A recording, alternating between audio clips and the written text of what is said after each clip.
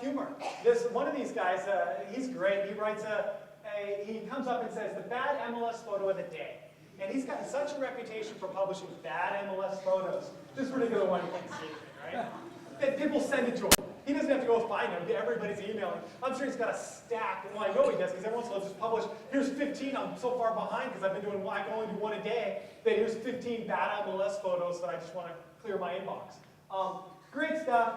He gets a ton of them. It made so many people have linked into him that he's gotten great Google juice, so he does really well in search engine for real estate photography related queries, in particular real estate photography, but in general just other real estate type queries. Great stuff, a great blog, something fun to check out. Photos, Teresa Boardman's one out of St. Paul. She does great photos all the time. You can tell she just loves taking photos. There's a photo service called Flickr she uses. She's very popular. She's got all this great stuff. And because she genuinely enjoys taking photos and has tons of her community, she's always publishing them. And they're always great for what she's trying to do. And a piano falls on him and he dies. And he's sitting in line for the pearly gates, and St. Peter's up there. And in front of him, there's a guy wearing kind of torn up jeans and a t-shirt and a hat.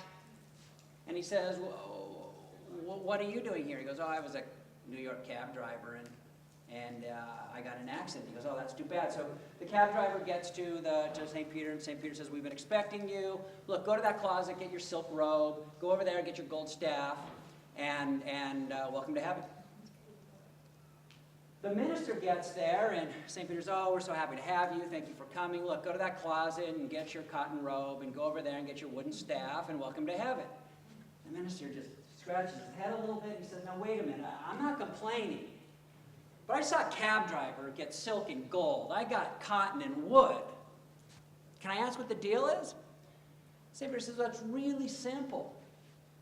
God's into results. When you were giving your speeches and your sermons day after day, people were sleeping. But when that cab driver drove, they were praying.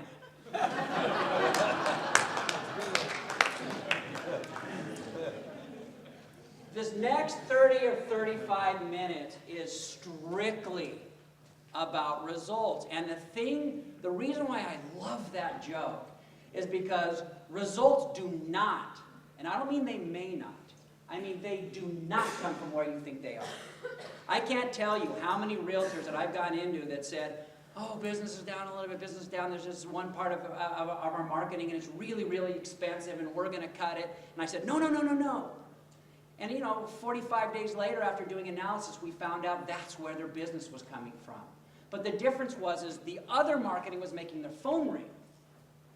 But this was actually the thing that was converting to business. I want to do a little wrap up. I'm going to take this back to the beginning, and literally, there's only like a handful of slides here, so it won't take long. But I thought it was nice to kind of end the day. We mentioned we talk about why you're here, the kind of overview of Web 2.0, what we bring to it. Jim went through, how do you really make these websites perform? And he kind of gave the example of a website that's not necessarily, I wouldn't say that's called the prettiest one, but it's the very functional, the pieces that you want to get, and ways you might, hopefully give you some insights in how you can think about designing your website going forward. I did my presentation there on really engaging consumers through community sites and blogging and how to kind of make that happen. And then his tracking success. And that was our idea, was really just to hit those kind of 4 elements up. Hopefully you think we did a good job there. We moved as fast as we could through most of this. We're trying to be clear. I can tell from some of the questions, there's always going to be a few things, but I think hopefully you found we were clear and that we weren't really selling anything like we said we weren't.